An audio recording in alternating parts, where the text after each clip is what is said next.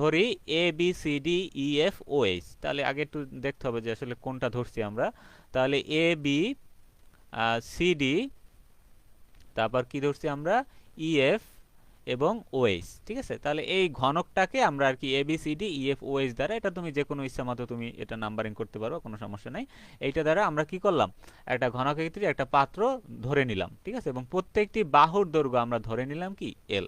তাহলে এর প্রত্যেকটা বাহুর দৈর্ঘ্য আমরা এখানে কি ধরে নিলাম, আমরা এল ধরে নিলাম। এই যে প্রত্যেকটা বাহুর দৈর্ঘ্য আমরা ধরলাম যে এল। তাহলে পাত্রের আয়তন হবে তোমার V equal to L cube.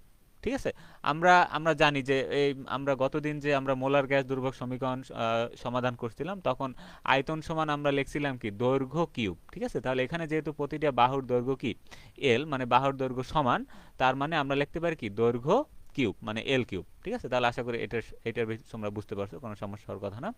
তারপর দেখি ধরি পাত্রে এম ভরের একটি আদর্শ গ্যাস ধারা পূর্ণ আছে। আমরা ধরলাম যে এর ভিতরে, এই যে পাত্রটার ভিতরে একটা ঘনকাকৃতির পাত্র নিলাম, এর ভিতরে একটা এম ভরের একটা তোমার গ্যাস দ্বারা পূর্ণ আছে। তাহলে ভিতরে আমরা মনে করলাম যে এটা একটা গ্যাস দ্বারা ফিল আপ করা আছে। ঠিক আছে, আচ্ছা, তাহলে গ্যাসের অণুর সংখ্যা আমরা ধরলাম স্মল এন, এবং এর ভর ধরলাম আমরা স্মল এম, মানে অণুর সংখ্যা ধরলাম এন সংখ্যক অণু, এবং এর ভর ধরলাম আমরা এম। একটি অণুর বেগ আমরা ধরলাম সি1, এবং এই বেগকে যথাক্রমে ইউ1 ভি1 ডব্লু1 উপাংশে বিভাজন করা হয়। আচ্ছা, এখন একটা অণুর আমরা যদি বেগ ধরি, ধরো সি1 একটা যদি বেগ ধরি, ধরো এখানে একটা বেগ ধরলাম আমরা সি1। এখন আমরা তো দেখছিলাম গতির স্বতন্ত্র মাত্রা থেকে যে আমরা 3D চিত্রে দেখছিলাম যে কিভাবে তোমার কত দিকে একটা তোমার তোমার একটা অণু তোমার মুভমেন্ট করতে পারে।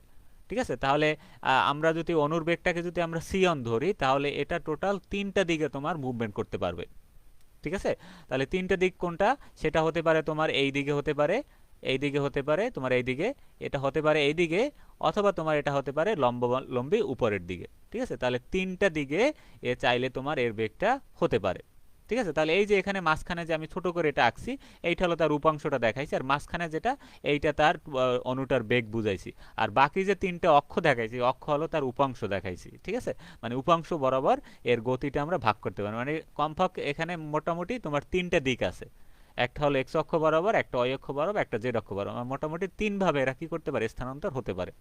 যেখানে আমরা তিনটা উপাংশে বিভাজন করে নিলাম, তাহলে এখানে যে এখানে একটা সূত্র আছে তোমার, যে এতে যদি গতিকে আমরা যদি এরকম তিনটে উপাংশে ভাগ করি, তাহলে এখানে উপাংশ বিভাজনের সূত্রটা হবে তোমার টোটাল যে তার গতিটা, এখানে হলো সি1 স্কোয়ার, আমরা ধরছি তার অনুর বেগটা, আর এটাকে আমরা যেহেতু উপাংশে ভাগ করছি, এই জন্য হবে U one square plus V one square plus W one square. তাহলে ইউ ভি ডব্লু হলো তার যে তিনটা দিক আছে, ত্রিমাত্রিক দিক, এই ত্রিমাত্রিক দিকে তার বেগটা। তাহলে এই সূত্রটা আমাদেরকে মনে রাখতে হবে। ঠিক আছে, এটা হলো এই যে উপাংশে বিভাজন করার পর গ্যাসের তোমার বেগের সূত্র। আচ্ছা, তারপর দেখো এখানে, এখন অণুটি দেখো ও এক্স বরাবর ইউ1 বেগে এবিসিডি তলকে আঘাত করলে, তাহলে এটি এখানে একটা তল আছে, দেখো এই তো একটা একটা একটা বক্সের সাথে তুমি কল্পনা করো, তাহলে একটা বক্সের কয়টা তল থাকে, একটা সমান আকৃতির একটা বক্স, অথবা যদি কিউব আমরা কল্পনা করি, আমরা রুবিক্স কিউব তো চিনি সবাই, এবং এটা যদি কিউব কল্পনা করি, তাহলে তার এই একটা সাইড, ঠিক আছে, এখানে একটা সাইড আছে, এই সাইড আর একটা সাইড আছে, এখানে আর একটা সাইড আছে, এখানে একটা, টোটাল এখানে ছয়টা তার তল আছে, 1 2 3 4 5 6, এখানে উপরে একটা 6, তাহলে টোটাল এরকম 6টা তল আছে তার।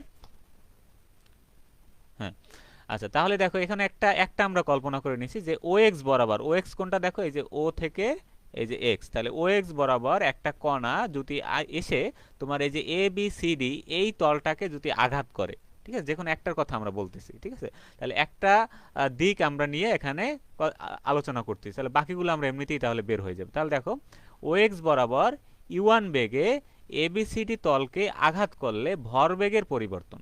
ঠিক আছে, এটা চাইলে আরো অনেক ভাবে আর কি এটা মানে ইকুয়েশন করে ভাঙে ভেঙে, তাহলে আশা করি অত কিছু দরকার হয় না, আমরা সরাসরি এখানে বুঝতে পারি জিনিসটা আসলে কিভাবে আসলো।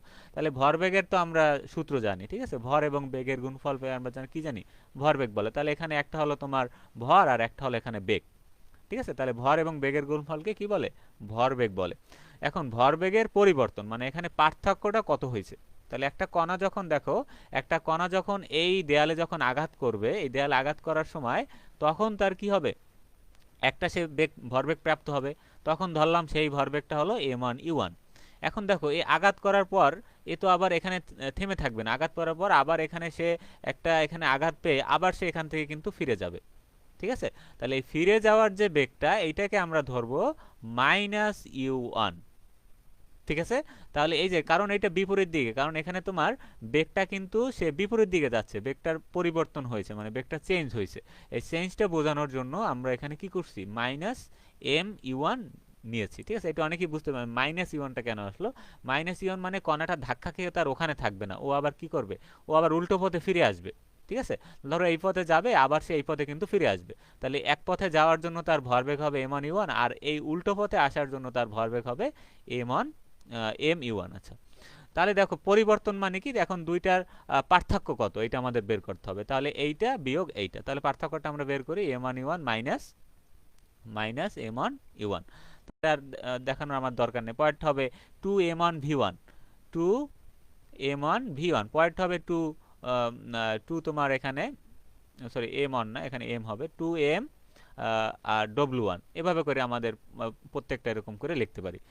আচ্ছা, তাহলে এখন দেখি ইউ1 এর জন্য, তাহলে আমরা সবকিছু ইউ1 এর জন্য করতেছি, ঠিক আছে? তাহলে বাকিগুলো আমরা জাস্ট পরে লিখে দিব যে অনুরূপভাবে এরকম এরকম। তাহলে ভরবেগের পরিবর্তনের হার, ঠিক আছে, পরিবর্তনের হার মানে একটা নির্দিষ্ট সময়ে তার ভরবেগের পরিবর্তন কতটুকু হয়েছে, তাহলে এখানে আমাদের সময় দিয়ে ভাগ করলেই এই পরিবর্তনের হারটা আমরা পেয়ে যাব। আচ্ছা, আশা করি তোমরা সবাই বুঝতেছো।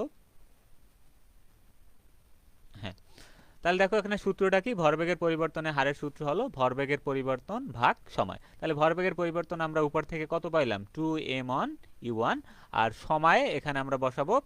আচ্ছা, সময় যেহেতু এখানে আমাদের নাই, আমরা এখানে তো কিন্তু প্রথমে কিন্তু সময় কিছু ধরি নাই, এখানে আমরা জানিও না যে কত সময় পর পর সে এখানে তার বেগটা হবে, বা সে কত সময় পর ধাক্কা খাবে আবার ফিরে আসবে। সেই জন্য এখানে সময়টাকে আমাদের কনভার্ট করে নিতে হবে বেগ এবং দূরত্বতে, কারণ আমাদের এখানে সময় জানা নেই। তাহলে আমরা আমরা সূত্র জানি কি, সূত্র জানি এস ইকুয়াল টু, আমরা একটা ভিটি সূত্র জানি, এরকম আমরা একটা দূরত্ব নির্ণয়ের একটা সূত্র জানি যে এস ইকুয়াল টু ভিটি। তাহলে এখান থেকে আমরা যদি টি বের করতে চাই, তাহলে আমরা পক্ষান্তর করে আমাদের টি বের করতে চাই, তাহলে কি হয়, এস বাই ভি হয়। তাহলে এস মানে কি তোমার বলো তো, এস মানে হলো দূরত্ব, আর এখানে ভি মানে কি বলো তো, ভি মানে তার বেগ, ঠিক আছে? তাহলে এই সূত্রটাকেই আমরা এখানে একটা রূপ দিছি, দেখো। তাহলে এখানে দূরত্ব বাই বেগ আমি কিন্তু পাশে লিখে দিছি, সময় ইকুয়াল টু দূরত্ব বাই বেগ, এটা আসছে কিন্তু ওই যে দূরত্বের সমীকরণ থেকে। আচ্ছা, তাহলে দেখো, তাহলে এখন আমাদের, আমরা যেহেতু এখানে ওদের যে দূরত্বটা কত ধরছিলাম, গ্যাস ধারের যে প্রত্যেকটার দূরত্ব আমরা কত ধরছিলাম, এল সেন্টিমিটার ধরছিলাম, যে এই থেকে এইটার দূরত্ব, মানে একটা দেয়াল থেকে আর একটা দেয়াল পর্যন্ত দূরত্ব তার হলো এল সেন্টিমিটার, তা এল, তাহলে এখানে তোমার দূরত্ব কত, এল। আর এখানে আমাদের বেগ বের করতেছি কার বলো তো, বেগ বের করতেছি আমরা ইউ1 এর জন্য। তাহলে এখানে তোমার দূরত্ব বাই বেগ, তার মানে এল বাই ইউ1। আশা করি এ লাইনে কারো সমস্যা নেই, আমি একেবারে তোমাদের বেসিক থেকে ধীরে ধীরে বোঝানোর চেষ্টা করতেছি, কারণ তোমরা এই যে সমীকরণগুলো একেবারেই নতুন, যেহেতু তোমরা ফার্স্ট ইয়ারে আসো। অন্য ইয়ার থাকলে হয়তো আমি এত ডিটেলস বলতাম না, সরাসরি আমি বলে দিতাম যে এভাবে এভাবে এভাবে। আচ্ছা, তাহলে দেখো, তাহলে পরবর্তীতে কি, তাহলে আমাদের তাহলে এইটাকে যদি আমরা সমাধান করি, তাহলে 2m(u1) ভাগ l বাই u1, তাহলে আমরা যদি 2m(u1) ইন্টু, তাহলে ইউটা উপরে চলে যাবে, u1টা, এবং এলটা নিচে চলে আসবে, তাহলে এই, আর এটা তো তোমার এখানে তো এখানে তো স্কোয়ার হবে, কারণ ওই যে তোমার ইউ1 তো এখানেও একটা ছিল আগে থেকে, এই যে 2m(u1) এবং এই u1, তাহলে এরা কি হবে, গুণ হইলে কি লিখতে পারি আমরা, 2m(u1) স্কোয়ার বাই এল। ঠিক আছে, আশা করি এই লাইনে কারো সমস্যা নেই। এখন দেখো, তাহলে একটার আমরা ভরবেগের পরিবর্তন বের করছি, মানে ইউ1 এর আমরা ভরবেগের পরিবর্তন বের করছি, তাহলে বাকিগুলো তোমার কি হবে, বাকিগুলো আমরা জাস্ট ইউ1 এর পরিবর্তে কি লিখবো, আমরা ভি1 লিখবো, তারপর ডব্লিউ1 লিখবো, এরকম করে আমরা লিখে যাব, ঠিক আছে? তাহলে ওগুলো আমাদের আর সমীকরণ করে বের করার দরকার, আমরা লিখে যাবো, এই যে সরাসরি দেখো, যে তাহলে ভি1 এর জন্য তার বেগ কত হবে, 2m(v1) স্কোয়ার বাই এল, তারপর ডব্লিউ1 এর জন্য তার বেগ কত হবে, 2m(w1) বাই এল। তাহলে এভাবে করে আমরা কি একটার পর একটা তিনটা সমীকরণ আমরা পেয়ে গেলাম। তাহলে এটা কিসের সমীকরণ আমরা পেলাম বলো তো, এর ভরবেগের পরিবর্তনের হার, ঠিক আছে? প্রথমে আমরা তো পরিবর্তন বের করছি, তারপর আমরা কি করছি, হার বের করছি। তাহলে এই হলো দুইটা টপিকস আমাদের গেল। আচ্ছা, তাহলে অর্ধেক আমাদের হয়ে গেছে প্রায়। আচ্ছা, তাহলে এইটাই সব থেকে মোটামুটি এই অধ্যায়ের সব থেকে বড় ইকুয়েশন হলো এইটাই, বড় বলতে একটু মানে ধাপগুলো একটু বেশি আর কি। ঠিক আছে, কারো কোথাও সমস্যা আছে, সমস্যা থাকলে তুমি একটু আমাকে কমেন্ট করে জানাবা, আর তোমাদের যদি ফ্রেন্ড সার্কেল কেউ থাকে তাদের সাথে লাইভটা শেয়ার করে দিতে পারো। আশা করি আজকের ক্লাসটা গুরুত্বপূর্ণ ইনশাল্লাহ। যে যদি এই কোশ্চেনটা পরীক্ষা আসার সম্ভাবনা খুবই বেশি। এবং এর সাথে আরও কিছু তোমাদের সমীকরণ দেখাবো আজকে, বেশ কিছু সমীকরণ আছে এখানে গুরুত্বপূর্ণ। আচ্ছা, তাহলে অণুটির মোট ভরবেগের পরিবর্তন হার, তাহলে এখন মোট যদি আমরা বের করতে চাই তাহলে আমাদের কি করতে হবে, যে কয়টা আমরা ভরবেগের পরিবর্তন পাইলাম, E1 এর জন্য একটা পাইলাম, V1 এর জন্য আমরা একটা পাইলাম, তারপর W1 এর জন্য আমরা একটা পাইলাম, এখন সবগুলোকে আমরা কি করে দেব, যোগ করে দিব। তাহলে মোট ভরবেগের পরিবর্তনের হার দেখো এখানে আমরা কি করছি, যোগ করে দিচ্ছি তিনটা।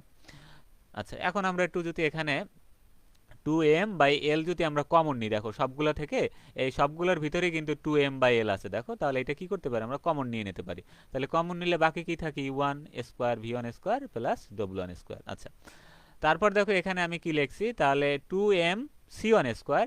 আচ্ছা, C1 স্কয়ার কেন লিখলাম আমরা, কারণ একেবারে শুরুতে দেখো আমরা একটা যে বেগের একটা সূত্র লিখছিলাম, যে উপাংশ বিভাজনের পর আমরা একটা সূত্র লিখছিলাম যে C1 square equal to E1 square plus V1 square plus W1 square. তাহলে এই সূত্র, তাহলে এই পুরোটা সমান আমরা কি লিখতে পারি, আমরা লিখতে পারি C1 স্কয়ার। ঠিক আছে, তাহলে এইটার মান বসাইছি আমরা। এই দেখো পাশে লাল কালি দিয়ে যেগুলো লেখা আছে এগুলো হলো মানে সূত্র দিয়ে যেগুলো লিখছি সেগুলো আর কি পাশে এখানে লেখা আছে দেখবা। আচ্ছা, খুবই সহজভাবে এগুলো গোছানো আছে। যে সমীকরণগুলো তোমাদের এরকম মানে বইতে কঠিন করে দেওয়া বা অনেক ভুল ভালো থাকতে পারে অনেক সময়, ঠিক আছে, সেইগুলা আমি তোমাদেরকে চেষ্টা করব যে এভাবে করে সহজভাবে আমার লেখা আছে খাতায়, এগুলো তোমাদেরকে এখান থেকেই তোমরা নোট করবে, খাতায় লিখবা, তাহলে এগুলো দেখবে খুবই সহজ হবে যে তোমাদের কাছে।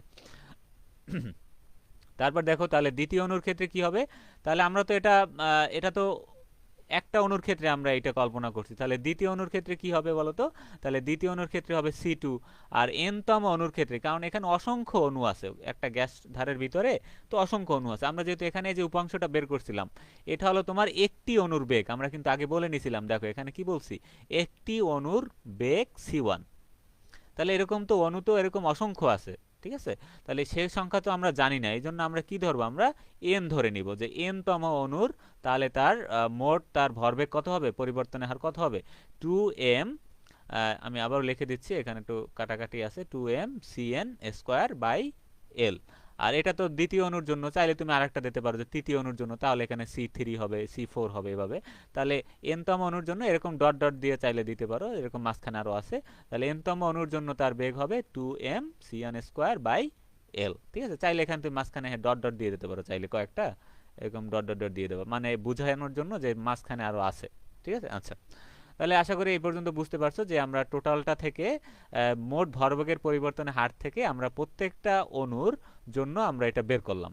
আচ্ছা, এখন দেখি এখন n সংখ্যক অণুর মোট ভরবেগের পরিবর্তন। আচ্ছা, তাহলে এখন আমরা যে এই যে অণুগুলো আমরা পেলাম, এখন n সংখ্যক, তাহলে একটা অণুর জন্য আমরা পাইছি এইটা, দুইটার জন্য পাইছি এইটা, n সংখ্যক, তাহলে এরকম তো অনেকগুলো আমাদের হয়ে গেছে ভরবেগের পরিবর্তন। ঠিক আছে, তাহলে এখন এদেরকে আবার আমরা কি করব, আমরা সমষ্টি করব, যোগ করব। ঠিক আছে, তাহলে n সংখ্যক অণুর মোট ভরবেগের পরিবর্তন। আচ্ছা দেখো, তাহলে n সংখ্যক অণু এখানে, তাহলে আমরা লিখব 2m/l C1 square C2 square C3 square plus dot dot dot, এরকম অনেক আছে, তারপর Cn স্কয়ার। আমরা যেহেতু জানি না এখানে আলটিমেটলি কতগুলো অণু আছে, এজন্য আমরা শেষ করব কি দিয়া, Cn স্কয়ার দিয়া।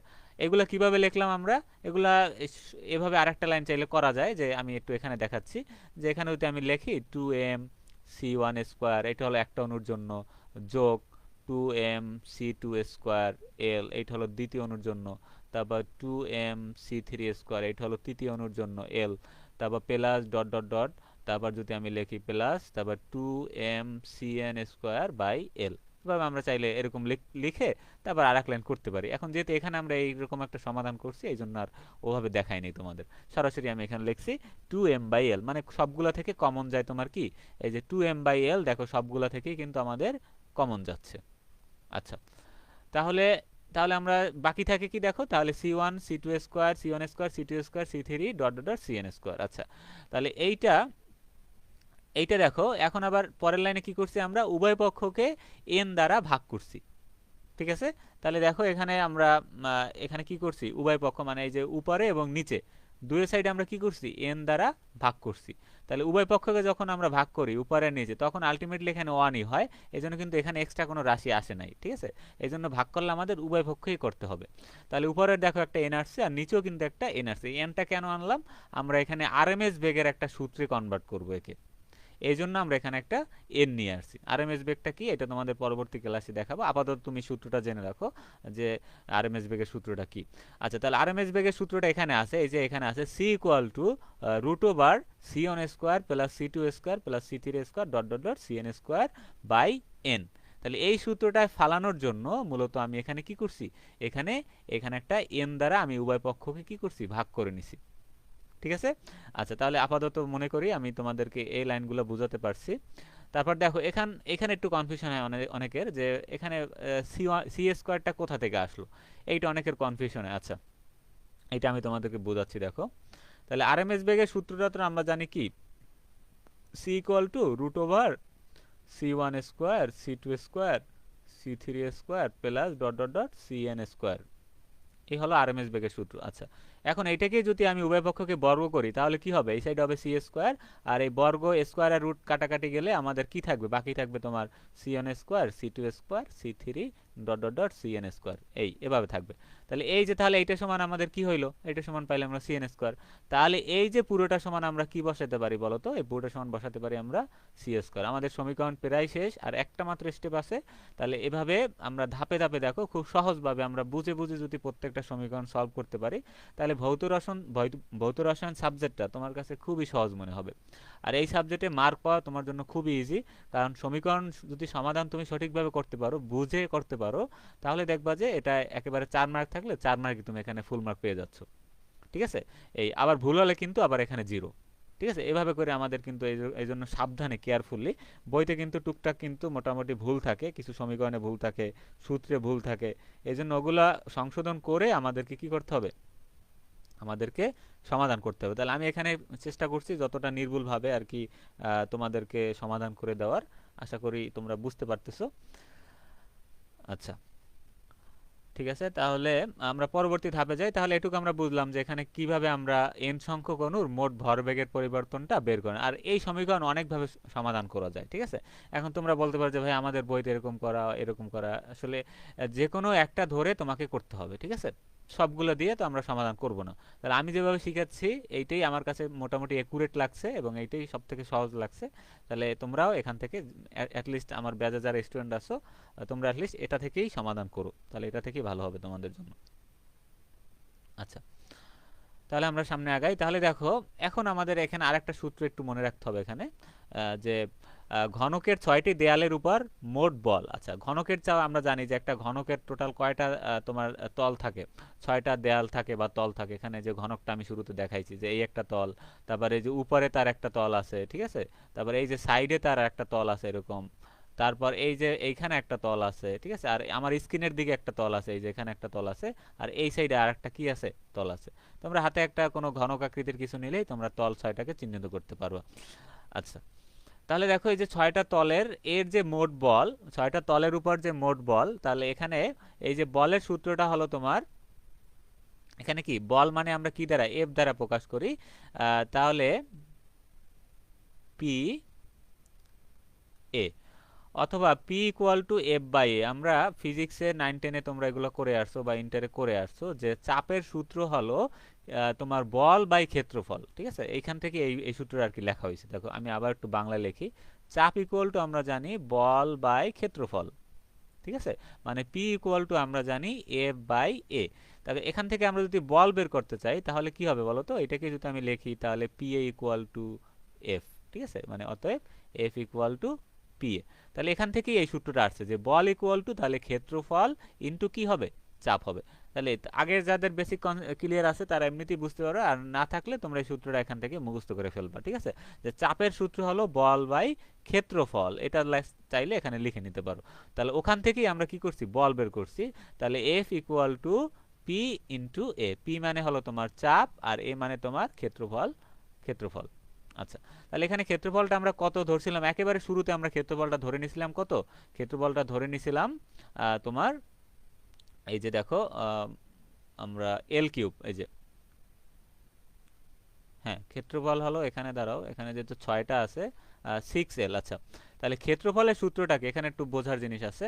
ক্ষেত্রফলের সূত্র হলো তোমার ক্ষেত্রফলের তো অনেকগুলো সূত্র আছে, আমরা জানি যে দৈর্ঘ্য ইন্টু প্রস্থ ইন্টু উচ্চতা, ঠিক আছে।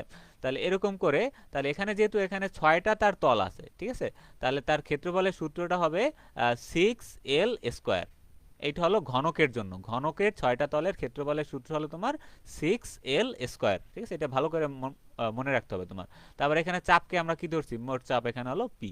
তাহলে আলটিমেটলি এখানে কি দাঁড়ালো, এফ ইকুয়াল টু এ বা এ ইন্টু পি, মানে ক্ষেত্রফল ইন্টু পি। তাহলে ঘনকের 6টা তলের ক্ষেত্রফল হলো 6l² ইন্টু পি, ঠিক আছে। তাহলে এই লাইনটা আমাদের একটু মনে রাখতে হবে। এই মনে রাখার সূত্র হলো এই একটা, আর একটা হলো তোমার উপাংশের যে সূত্রটা, এই যে এইটা, এই দুইটা সূত্র মনে রাখলে আর ভরবেগের পরিবর্তন আমরা জানি, তাহলেই মোটামুটি এই মানে সমীকরণটা তোমাদের কাছে সহজ হয়ে যাবে। আচ্ছা, তারপর আমরা এখন একটু সমাধান করি। যে এখন এইটাকে আমরা 3 নং ইকুয়েশন ধরলাম, 2 এবং 3 নং হতে পাই। এখন আমাদের দুইটা সমীকরণ থেকে একটু কম্পেয়ার করতে হবে, এটার থেকে এটা। তাহলে দেখো 2 এবং 3 নং সমীকরণ থেকে আমরা কি পাই, 2 নং সমীকরণে ছিল কি তোমার 2mn/l², এটা ছিল তোমার 2 নং সমীকরণে, ঠিক আছে, এটা ছিল 2 নং এ। আর 3 নং এ আমরা কি পাইছিলাম, 6l² ইন্টু পি, এই যে 6l² ইন্টু পি। আশা করি এটার ভিতরে কারো সমস্যা নাই। তারপর দেখো এখান থেকে আমরা পিটাকে এই পক্ষে রাখলাম আর এইটাকে অন্য পক্ষে নিয়ে গেলাম, তাহলে এখানে গুণ আছে, এই সাইডে গিয়ে কি হবে, সে এখানে ভাগ আকার হয়ে যাবে। তাহলে 6l² দেখো এখানে ভাগ আকারে চলে আসছে নিচে। তারপর দেখো এখানে কি আছে, পি ইকুয়াল টু mn, তাহলে এখানে আমরা যদি 2 দ্বারা 6কে ভাগ করি, তাহলে এখানে নিচে থাকে কত, 3 থাকে, উপরে থাকে 1, তাহলে এটা 1 লিখলে হয়, না লিখলে আমরা জানি। তাহলে P equal two mnc²/3 l³ l³ কিভাবে হলো, এই যে এখানে একটা l ছিল আর এখানে যে ক্ষেত্রফলের একটা যে l² আছে সূত্রের, তাহলে l² ইন্টু l, মানে এখানে কি হবে, l³ হবে। তাহলে এই হলো সেই l³। আচ্ছা, এখন এইটাকে কিভাবে লেখা যায় দেখো, তাহলে l³ ইকুয়াল টু আমরা জানি ভি মানে আয়তন, মানে আয়তন মানে দৈর্ঘ্য কিউব। আয়তন মানে আমরা কি জানি, আয়তন মানে দৈর্ঘ্য, আয়তন ইকুয়াল টু দৈর্ঘ্য কিউব। এই তাহলে আমরা এটা শুরুতে ধরে নিয়েছিলাম, তাহলে ভি ইকুয়াল টু l³। তাহলে এখানে দেখো এখানে l³ এর মান বসাইছি আমরা কি, তাহলে l³ এর মান বসাইছি আমরা ভি, আর mnc² যে কোথায় ছিল এটা কিন্তু এখানে আবার এখানে লিখছি আমি। তারপর এখানে বাকি কি থাকে, যে 1/3, উপরে আছে 1 আর নিচে থাকে কত 3। এইটাকে যা সূত্রে সাজানোর জন্য আমি 1/3টাকে এই সাইডে গুণ আলাদা করছি, তারপর গুণ দিয়ে লিখছি কি mnc²। তাহলে এই যে তোমাদের, তারপর ভিটাকে আমি এখানে ভাগ ছিল আমি এই পক্ষে নিয়ে আসতেছি, তাহলে কি দাঁড়ায়, পিভি ইকুয়াল টু 1/3 mnc²। এই হলো তোমার গ্যাসের গতিতত্ত্বের সমীকরণ।